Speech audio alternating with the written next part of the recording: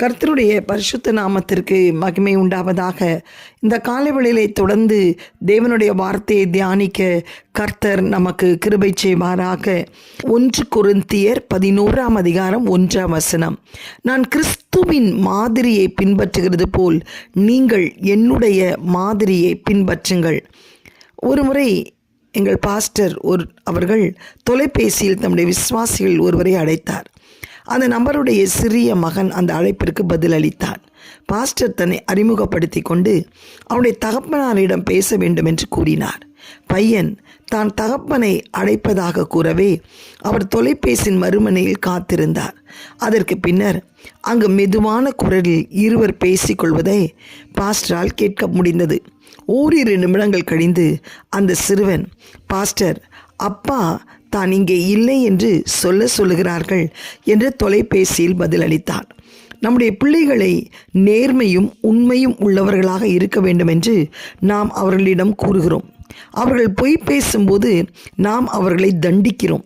ஆனால் நாமே அவர்களுக்கு மாதிரியாக இராத பட்சத்தில் அவர்கள் நேர்மையாக இருக்க வேண்டும் என்று நாம் எப்படி அவர்களிடமிருந்து எதிர்பார்க்க முடியும்? நீங்கள் உங்கள் பிள்ளைகளுக்கு அளிக்கக்கூடிய மிக சிறந்த அன்பளிப்பு உங்களுடைய நல்ல எடுத்துக்காட்டான ஜீவியமே ஆகும். ஒரு இளம் ரோஜா செடியானது ஒரு குச்சியோடு சேர்ந்து கட்டி வைக்கப்படும் போது அச்செடி நேராக வளர அதற்கு உதவி செய்கிறது. பின்னர் நீங்கள் ஆதாரமாக நிறுத்திய அந்த குச்சியை நீக்கிவிட்டாலும் அச்செடி நேராகத்தான் வளரும். ஆனால் நேராக நிற்கும் ஒரு குச்சியோடு ஆரம்பத்திலேயே இளஞ்செடி சேர்ந்து கட்டி வைக்கப்படாவிடில் பின்னர் நீங்கள் அதற்கு உதவி செய்ய முற்பட்டாலும் அது மிகவும் காலதாமதமான செயலாகிவிடும். அந்த ரோஜா செடி லேசான லகுவாகவே வளரும். பிள்ளையானவன் நடக்க வேண்டிய வழியிலே அவனை நடத்து, அவன் முதிர் வயதிலும் அதை விடாதிருப்பான் என்று நீதிமொழிகள் 22:6 நாம் வாசிக்கிறோம். இன்று அநேக பிள்ளைகள், அநேக பெற்றோர்கள் பிள்ளைகள், கர்த்தருக்கு ஸ்தோத்திரம் உண்டாவதாக, தங்களுக்கு கீழ்ப்படிவதில்லை, அடங்குவதில்லை, எதிர்த்து நிற்கிறார்கள், வீட்டிலே தங்குவதில்லை என்று சொல்லி ஜபத்திலே வந்து கதறி அழுகிறதை நான் பார்க்கிறேன். வியாகுலப்படுகிறதை பார்க்கிறேன். என் பிள்ளையை இப்படி நடக்கிறானே என்று சொல்லி வேதனைப்படுகிறதை பார்க்கிறேன். அதற்கு காரணம் என்ன? பெற்றோர்கள்தான். பெற்றோர்கள் சிறு வயதிலிருந்தே அந்த பிள்ளைகளுக்கு முன்மாதிரியாக இருக்க வேண்டும். ஜெபத்திலே, வேத வாசிப்பிலே, அதிகாலையிலே எழும்பி தேவனை துதிப்பதிலே, ஆலயத்திற்கு அவர்களை ஒழுங்காய் கொண்டு போவதிலே, ஞாயிறு பள்ளியிலே விடுவதே, 5 விளையாவிட்டால் 50 நீங்கள் அதை வளைக்கவே முடியாது. ஏன் 50? 10 வயதிலே அதை வளைக்க முடியாது. 5 வயசில் எதை விதைக்கிறீங்களோ அதுதான் அந்த குழந்தை. நீங்கள் மறந்துட்டா கூட அது மறக்காது, அது ஜெபிக்க மறக்காது, அது வேத வாசிக்க மறக்காது. கர்த்தருக்கு ஸ்தோத்திரம்.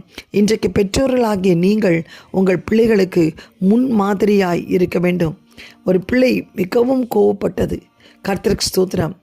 எப்படி உனக்கு இந்த கோபம் இந்த சிறு வயதிலே, இந்த வாலிப பருவத்திலே வருகிறது என்று கேட்டபோது, இப்படி கோபப்படுகிறாய், உன் தாய் இடத்திலே இப்படி எரிச்சலாய் பேசுகிறாய் என்று கேட்டபோது அந்த பிள்ளை சொல்லின பதில், இதை என் பெற்றோரிடத்திலே கற்றுக்கொண்டேன் என்று சொல்லி. எவ்வளவு வேதனைக்குரிய ஒரு வார்த்தை. இன்றைக்கு அந்த பிள்ளையுடைய வார்த்தையிலிருந்து வருகிற ஒரு வார்த்தை என்ன? என் பெற்றோர்களிடத்திலிருந்து அதை நான் கற்றுக்கொண்டேன். அப்பொழுது பெற்றோர்கள் கோபமாய் பேசுவது நிமித்தம், சத்தத்தை உயர்த்தி பேசுவது நிமித்தம், வாக்குவாதம் பண்ணுகிறது நிமித்தம் இன்றைக்கு பிள்ளைகள் பாதிக்கப்படுகிறது மாத்திரமல்ல, பிள்ளைகள் அதை கற்றுக்கொண்டு அதை திருப்பி அந்த பெற்றோர்களுக்கே அவர்கள் செய்கிறதை நாம் பார்க்கிறோம். இன்றைக்கு அந்த வழியிலே நடக்காதபடி இன்றைக்கு பிள்ளைகளுக்காய் பாரப்படுகிற பெற்றோர்களே, பிள்ளைகளை நடக்க வேண்டிய வழியிலே நடத்துங்கள். கர்த்தருக்கு ஸ்தோத்திரம். அந்த பிள்ளை இளம் வயதிலிருந்தே நுகத்தை சுமக்க கற்றுக் கொடுங்கள். இளம் வயதிலிருந்தே தேவனுடைய பார்வையிலே பிரீதியாயிருக்க கிருபை செய்யுங்க. கர்த்தருக்கு முதலிடத்தை கொடுக்க கற்றுக் கொடுங்க. கர்த்தருக்காக எழும்ப கற்றுக் கொடுங்க. கர்த்தர் தான் முதன்மை என்று சொல்லிக் கொடுங்கள். கர்த்தர் உங்கள் பிள்ளைகளை வளர்ப்பார். கர்ப்பத்தின் கனி கர்த்தரால் வரும் சுதந்திரம், பிள்ளைகள் கர்த்தரால் வரும் பலன். அந்த பிள்ளைகள் வளர்ப்பதை கர்த்தருடைய கரத்திலே ஒப்புக்கொடுங்கள். ஆண்டவர் பெரிய காரியங்களை செய்வார். எங்களை அதிகமாய் நேசிக்கிற நல்ல தகப்பனே, இந்த காலை வேளையிலே அப்பா பிள்ளைகளுக்கு ஒரு மாதிரியாய் பெற்றோர்கள் இருக்க கர்த்தர் கிருபை செய்ததற்காய் ஸ்தோத்திரம். பிள்ளைகளுடைய வாழ்க்கையிலே காணப்படுகிற எல்லா காரியங்களையும் நினைத்து இன்றைக்கு பிள்ளைகள் பெற்றோர்கள் வியாகுலப்படுகிறார்கள், வேதனைப்படுகிறார்கள்.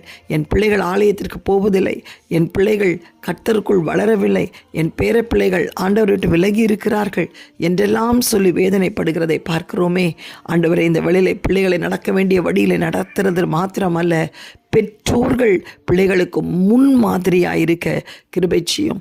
எந்த விதத்திலும் பிள்ளைகள் பெற்றோரிடத்திலிருந்து இப்படிப்பட்ட காரியங்களை கற்றுக்கொண்டேன் என்று சொல்லாதபடி, என் பெற்றோரிடத்திலிருந்து ஜெபிக்க கற்றுக்கொண்டேன், அதிகாலையில் எழும்ப கற்றுக்கொண்டேன், வேத வாசிக்க கற்றுக்கொண்டேன், ஆலயத்திற்கு வைராக்கியமாக இருக்க கற்றுக்கொண்டேன், பரிசுத்தமாய் ஜீவிக்க கற்றுக்கொண்டேன் என்று சொல்லி, ஆண்டவரே அப்பா, அப்படி ஒரு முன்மாதிரியை வைக்க கிருபை செய்யும். பவுல் சொல்வது போல், நாங்கள் கிறிஸ்துவை பின்பற்றுவது போல் நீங்கள் என்னை பின்பற்றுங்கள் என்று சொல்வது போல் ஒவ்வொரு பெற்றோர்களும் தங்கள் பிள்ளைகளுக்கு ஒரு ரோல் மாடலாக இருக்க கர்த்தர் உதவி செய்யும். இயேசுவின் மூலம் தைரியமாய் சொல்லட்டும், என்னை பின்பற்றுங்கள். பிள்ளைகள் பெற்றோர்களை நல்வழியிலே பின்பற்ற கர்த்தர் உதவி செய்யும். இயேசுவின் மூலம் நல்ல பிதாவே, ஆமேன். God bless you all.